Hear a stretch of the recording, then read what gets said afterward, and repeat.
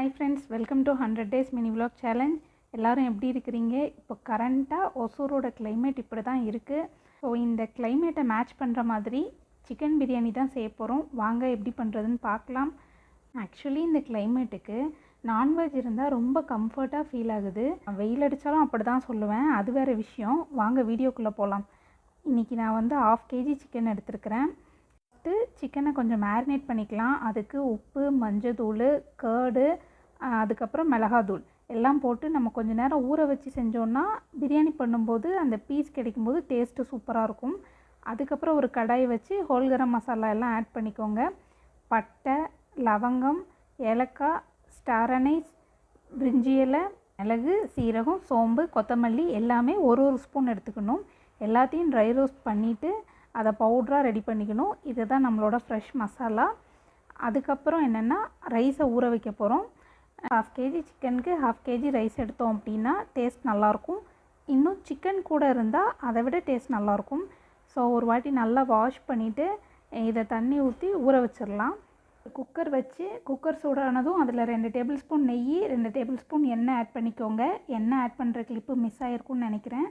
அது கூட 2 இன்ச் பட்டை, 2 லவங்கம், 2 ஏலக்காய், 2 பிரியாணி இலை எல்லாத்தையும் சேர்த்து சிம்மில் வச்சு லைட்டாக ஃப்ரை பண்ணிக்கோங்க.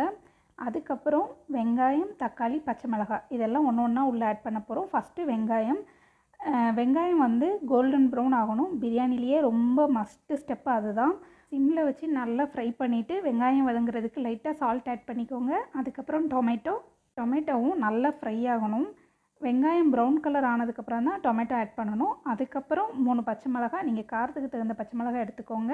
2 டேபிள் ஸ்பூன் இஞ்சி பூண்டு பேஸ்ட் ஆட் பண்ணிக்கலாம். அதுக்கப்புறம் நம்ம ஃப்ரெஷ்ஷாக திரித்து வச்சுருக்கிற பிரியாணி மசாலா அதுவும் இது கூட ஆட் பண்ணிவிட்டு நல்லா ஃப்ரை பண்ணிக்கலாம். இதுக்கு நெக்ஸ்ட்டு வந்து கர்டு 1/4 கப் ஆட் பண்ணிக்கலாம். அப்புறம் கொத்தமல்லி இலை, புதினா இலை ஆட் பண்ணிவிட்டு தலைவனை இப்போ தான் ஸ்லோவாக உள்ளே இறக்குறோம். நல்லா ஜென்டிலாக ஒரு மிக்ஸ் கொடுக்கணும். ஆல்ரெடி ஊறின சிக்கன்னால் சீக்கிரம் நமக்கு பாயில் ஆயிரும். இது கூட 1 டேபிள் ஸ்பூன் சால்ட் ஆட் பண்ணிக்கணும். அப்புறம் நம்ம ஊற வச்ச அரிசியை இந்த மாதிரி ட்ரைன் பண்ணி எடுத்துக்கணும். அதையும் இப்போ நம்ம ஆட் பண்ணிக்கலாம். கைஸ், யாராவது புதுசாக பார்த்துட்ருக்கீங்க நம்ம சேனலை அப்படின்னா சேனலை சப்ஸ்கிரைப் பண்ணி ஃபாலோ பண்ணிக்கோங்க. கைஸ், நான் இன்றைக்கி தண்ணி 1க்கு 1.25 ஊற்றுறேன். அரிசியை பொறுத்து தான் தண்ணியோட அளவும் இருக்கும். காஞ்ச அரிசினா 1க்கு 1.25, இல்லை புது அரிசி அப்படின்னா 1க்கு 1 கரெக்டாக இருக்கும். இது கூட கொத்தமல்லி இலை, புதினா இலை ஃபைனலாக சேர்த்து குக்கரை மூடி வச்சிடலாம். லாஸ்ட்டு ஸ்டேஜில் குக்கரை மூட முன்னாடி உப்பு சரியாக இருக்கான்னு பாருங்கள். ஃபைனல் நம்ம தலைவன் ரெடி ஆகிட்டான். சிக்கன் பிரியாணி சுட சுட சூப்பராக இருக்குது. வீடியோ பிடிச்சிருந்தால் லைக் கொடுங்க. இன்னொரு வீடியோவில் பார்க்கலாம். டாட்டா பாய்.